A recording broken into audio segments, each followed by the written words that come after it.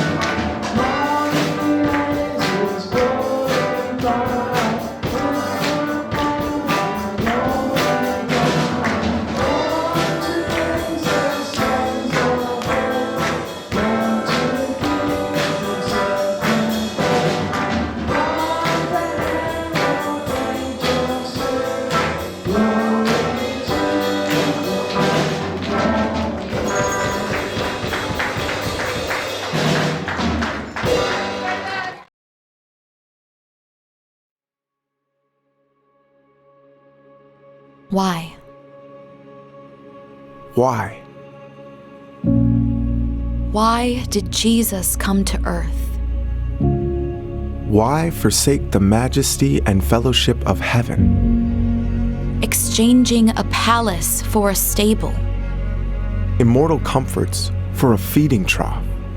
and robes of glory for the feeble body of an infant.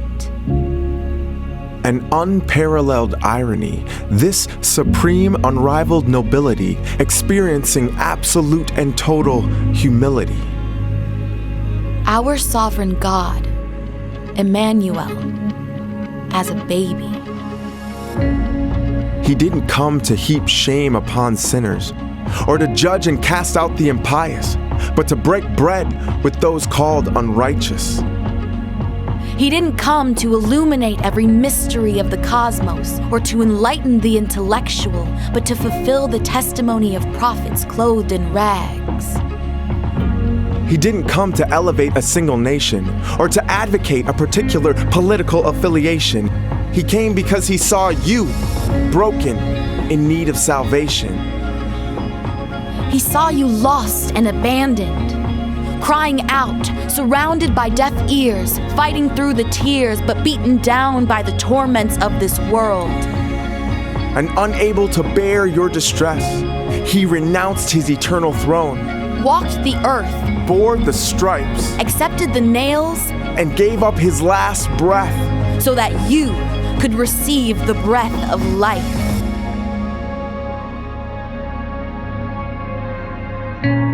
Our God, Our holy, infinite God beheld your pain perceived your heart, and determined that your soul was worth dying for. from the manger to the cross to the empty tomb.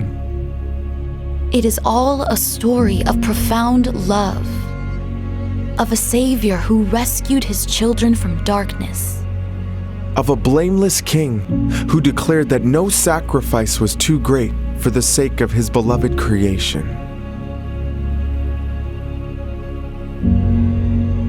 Why did Jesus come to earth? He came for you.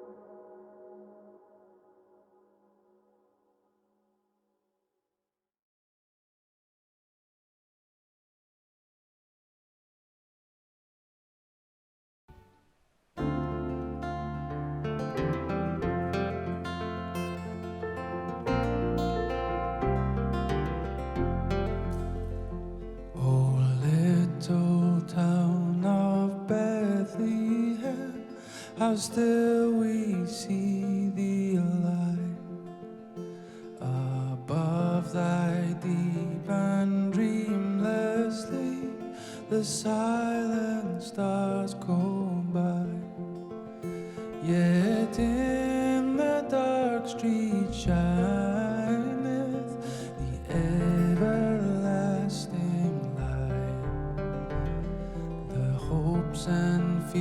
wonders of all the years are met in thee tonight. For Christ is born of Mary and gathered all above.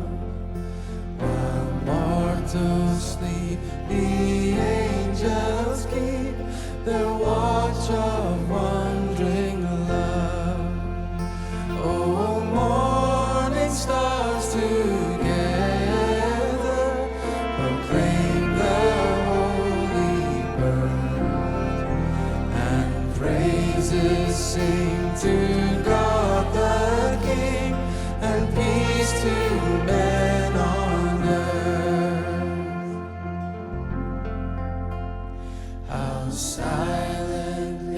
How silently the wondrous gift is given.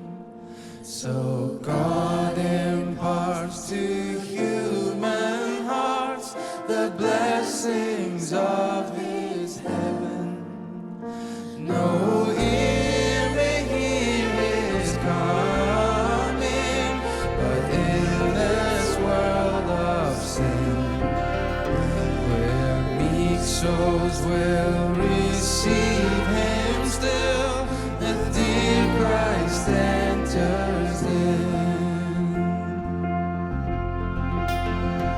Oh, holy child of Bethlehem, descend to us, we pray. Cast out our sin and enter in, be born in us today. We hear the Christmas angels, the great glad tidings tell. Oh, come to us, abide with us, our Lord Emmanuel. Oh, come to us, abide with us, our Lord Emmanuel.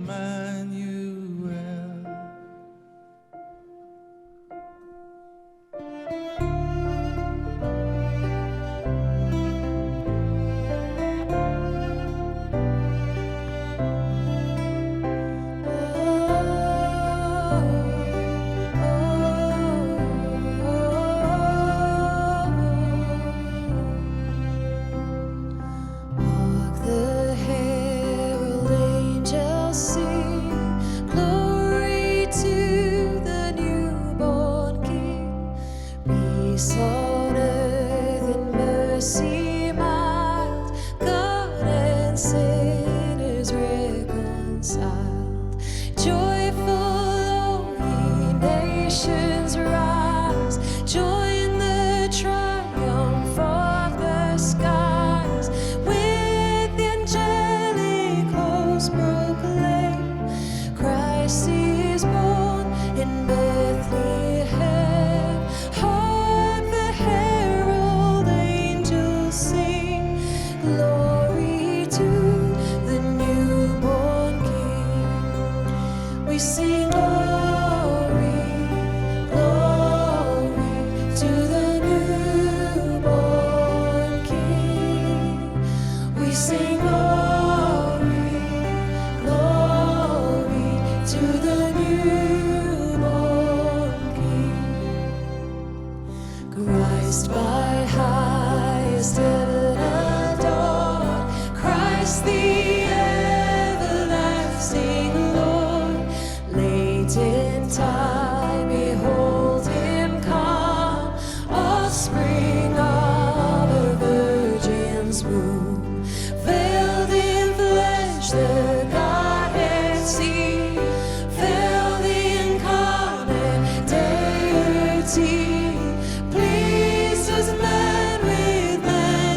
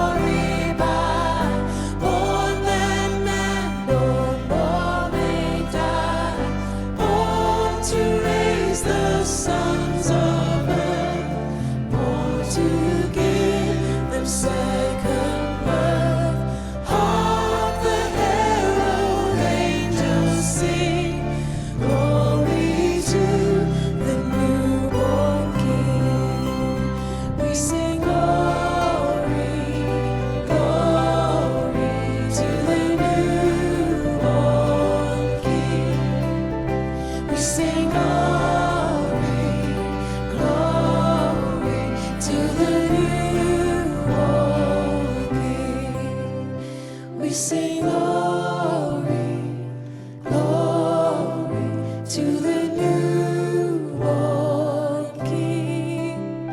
We sing glory, glory to the newborn King.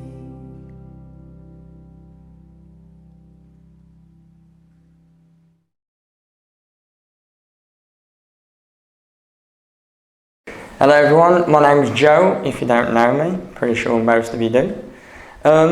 So I've got many things which I could talk about in my testimony, but I've been told to keep it short, so I won't ramble on too much.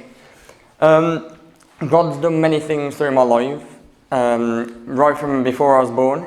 I'm sure quite a few people already know, but I was born with a cleft lip and palate, and before I was born, I had a couple of churches, my mum's church, my grandma's church, all praying for me, praying for me to be born well, healthy, for operations to go well, because I've had a serious amount of operations when I was young. You know, it makes a lot of work to get people looking as good as I do right now, so it took a long time. But so I had many people praying for me to be born healthy, well, and I think of seeing God's work from before I was born, to be honest. When I was born quite big. I was 10'8", so I don't know if I'll win out of everyone in the whole church, but I might be the heaviest. I was a big baby. But I didn't feed too well when I was born, so I had continuous prayer about feeding with, I ended up having a squirty bottle for milk, so he used to just spray it at me, all over my face. Yeah, as I grew up, I had many operations, all seemed to go well. When I was having my first operation to connect my lip, the person who was doing it had never done one before. She had been training for a long time. But when the operation happened, she took a lot of time. Everything went really well, and they ended up saying that it was one of the best repairs that they've ever seen. And my photo went up in the children's hospital as a bit of a model to say that it went really well. And then as I've had all my operations through my life, everything seems to have gone perfect. I mean, I played football, did sports, and I was just as fit as the rest, when a lot of people with cleft lip and palate struggle to breathe and struggle to be able to get the oxygen in. So I've had all of that, leading all the way up until recently with getting our house. I could talk for ages about all the things which fell into place for getting our house. But when COVID hit, we thought we wasn't really going to be able to get a mortgage because all the banks changed the deposits. And we went to this one place, and they had 50 different banks, 50 different lenders, and with COVID, none of them said that they could do anything at that time. No matter what, they couldn't do anything because the deposit would be absolutely massive. And we were a bit stuck, and we went and spoke to Heather's Bank. We prayed an awful lot about it, and they offered us perfect amount. Well, nobody else would offer anywhere near. The Lloyd's Bank, wasn't it? They offered the good deposit, and the banks are available. But we prayed and prayed because we spoke to many which wouldn't do it during COVID. So we were very, very blessed with that. I'll hand it back over. That's about it. Thank you.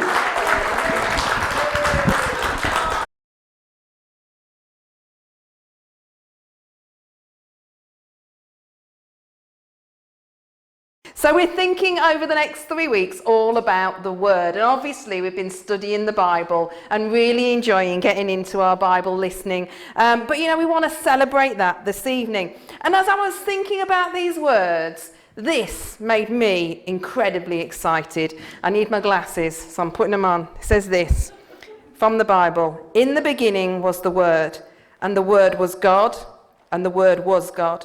He was with God in the beginning. Through him all things were made. Without him nothing was made that has been made. In him was life, and that life was the light of all mankind.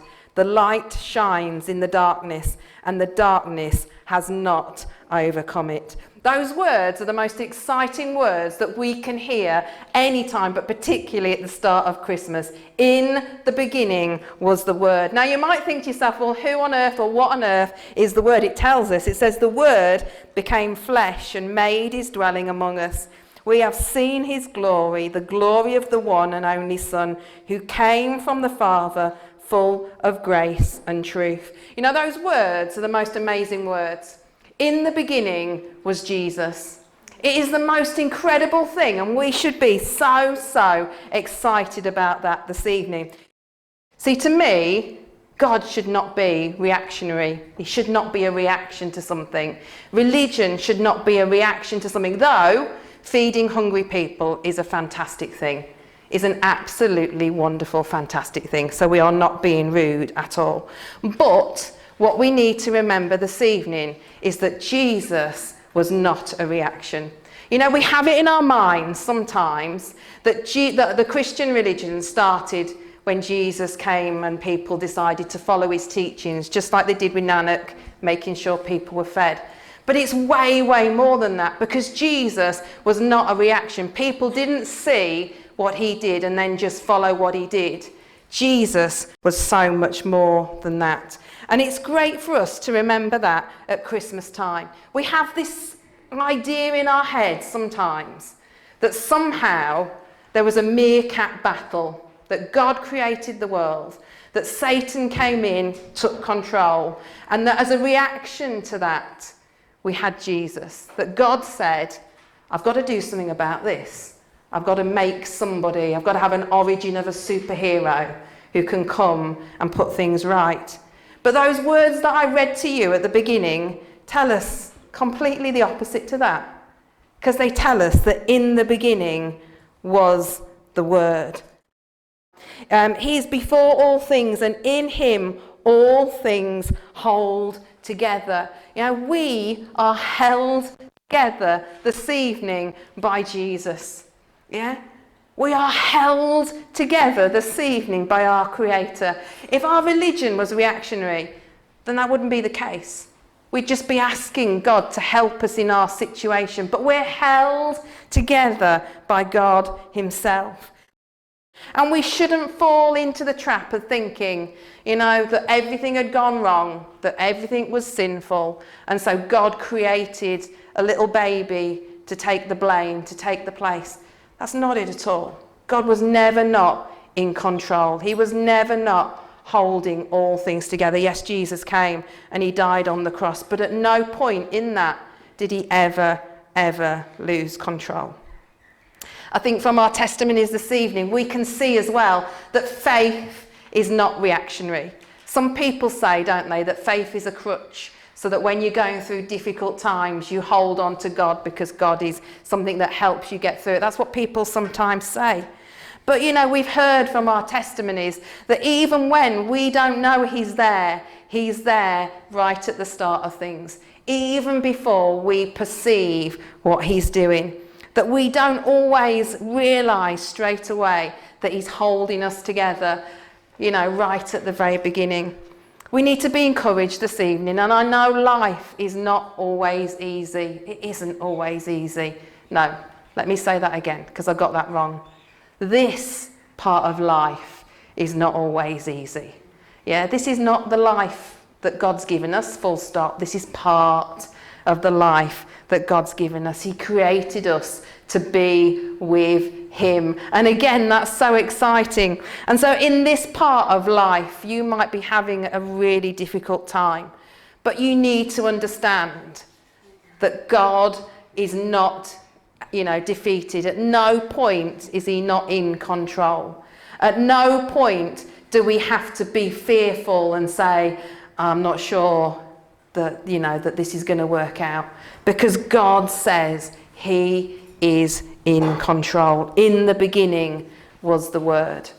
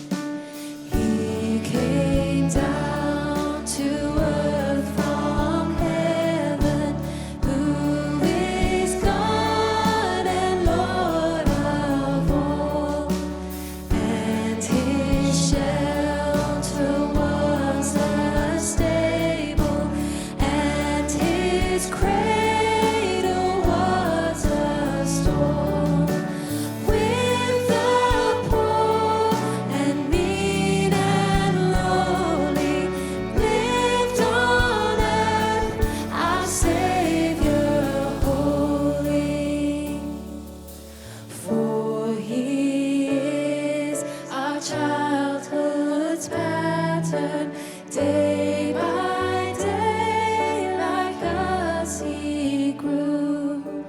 He was little, weak and helpless, tears and smiles like us he knew.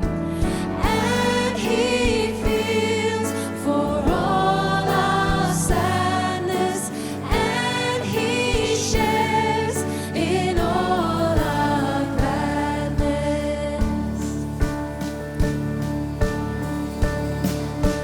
And our eyes at last shall see him through his own redeeming love. For that child so dear and gentle is our Lord in heaven above. And he leads his children on to the place where he is gone. Mary was that mother mild, Jesus Christ, her little child.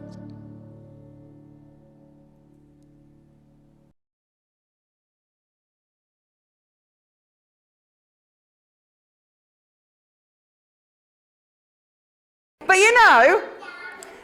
when we think, don't we? We think sometimes that God was losing because Satan was winning. That's what we sometimes think, don't we? We sometimes think that God had to send Jesus because he was losing all of a sudden. But the Bible tells us not. The Bible tells us that he was always going to come. He was always planned. Yes, he had to come to save us, just like a superhero does. He had to come to save us. But at no point was God losing. At no point was he not in control. And so those words are really exciting, because if we think of all of those other religions that we see in the world, every single one of those has a starting point where a man or a person thought, I'm going to start a new religion. But for Christians, it's a really exciting thing, because we know that Jesus was always there. Do you know what that means? It means that not only is Jesus God, but he also understands what it is to live.